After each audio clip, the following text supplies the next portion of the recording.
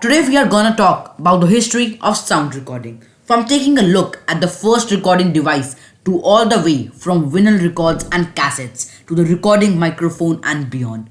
So without further ado, let's begin.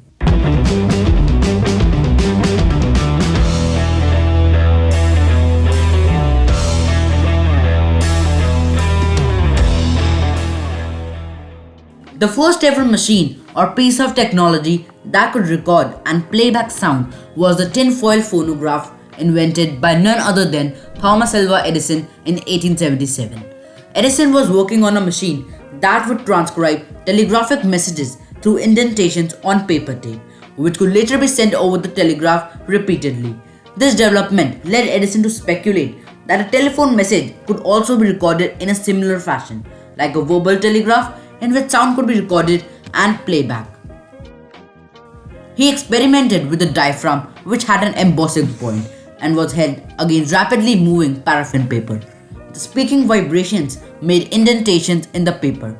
Edison later changed the paper to a metal cylinder with tinfoil wrapped around it. Edison perfected the machine and filed for a patent on December 24, 1877. The invention was great and was reported in several New York newspapers and later in other newspapers and magazines. But was it really the first ever recording machine? Let's rewind back a few decades. The question of which sound was first ever to be recorded seems to have a pretty straightforward answer. It was captured in Paris by Edward Lynn Scott in the late 1850s, nearly 2 decades before Alexander Graham Bell's first telephone call, which is 1876, or Thomas Edison's phonograph.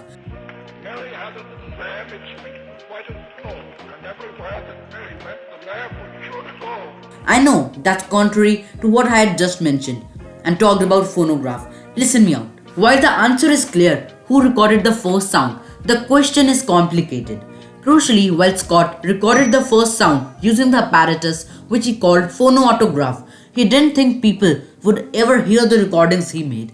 Instead, he thought they would read the tracings. So the first sound to be recorded was not the same as the first recorded sound to be played back. That second milestone wouldn't come until Edison's time. In fact, the idea of somehow putting those audio signals back into the air never occurred to Scott, nor did it occur to any other human being on the planet until 1877. After successfully making phonograph, Edison established the Edison Speaking Phonograph Company on January 24, 1878. Edison received $10,000 for the manufacturing and sales right and 20% of the profits. As a novelty, the machine was an instant success but was difficult to operate except by experts. After the cylinder phonograph, the next major technical development was the invention of the disc phonograph, which is also known as the gramophone record, named after Alexander Graham Bell.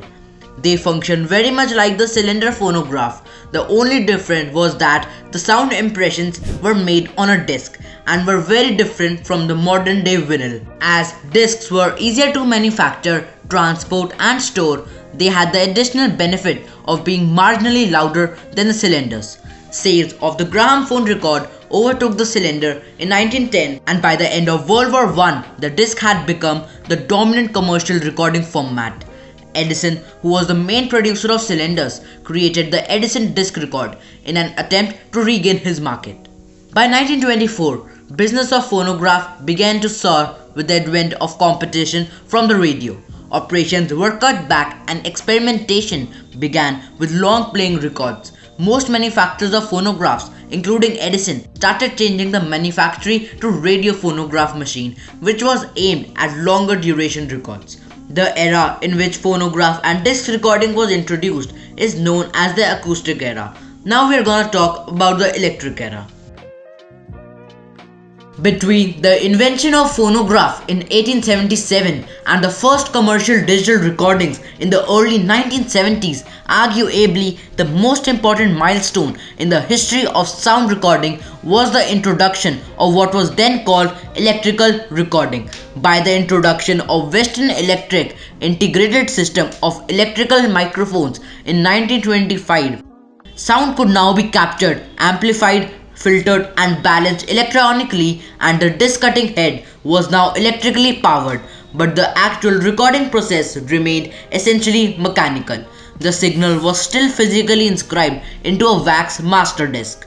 This innovation eliminated the horn sound resonance characteristic of the acoustical process, which produced clearer sounds. Now let's talk about the third wave of development in audio recording, the inception of which can be traced back to the Second World War. However, at first, in 1930s, the technology was restricted to its origin country, Germany, where it got its first name, magnetophone, and in no ways it was connected to magneto. When the Second World War ended, US and British researchers adopted the basic design of this device to create a magnetic tape recorder capable of storing high-quality information. Magnetic tape devices provided a compact, economical means of preserving and reproducing varied forms of information. Sounds captured on the tape could now easily be manipulated sonically, edited, and combined in ways that were simply impossible with disc recordings. Popular bands, the Beatles and the Beach Boys, got super creative with the technology, which led to the creation of various audio engineering techniques and tricks of the trade. Within a decade, magnetic tapes supplanted phonograph records for radio music programming. Pre-recorded tapes in the form of cartridges and cassettes for sound systems in home were in widespread use by the late 1960s. Later on, magnetic tape and disc recorders were also used to record computer data along with taping video until the next major breakthrough that changed everything for all the three fields. The fourth and current phase, the digital era, has seen the most rapid, dramatic, and far-reaching series of changes. The industry received a gigantic step forward with the rise of computers. It all started with Sony.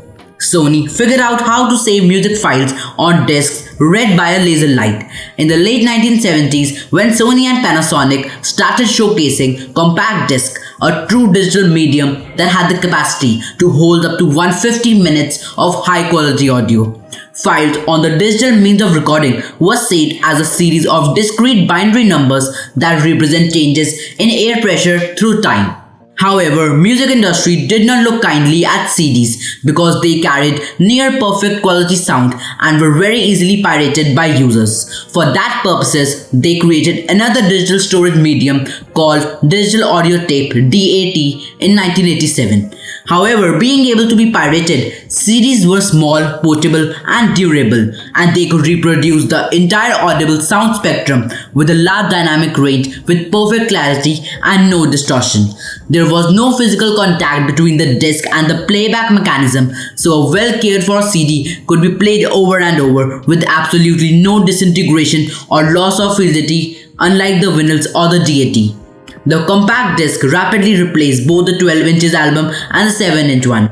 The compact disc almost totally dominated the consumer audio market by the end of 20th century. In the further few years, the industry saw the birth of various audio recording formats such as .mp3, WAV, etc. Further progress enabled miniaturization of personal digital players, which enable users to carry their digital recordings wherever they want.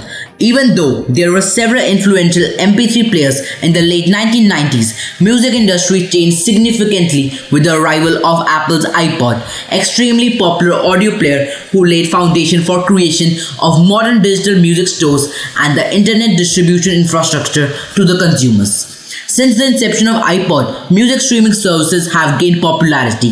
Streaming audio does not require the listener to own the audio files. Instead, they listen over the internet. Streaming services offer an alternative method of consuming music, and some follow a freemium business model. The freemium model is used by many music streaming services such as Spotify and Apple Music, which provide a limited amount of content for free and then premium services for payment.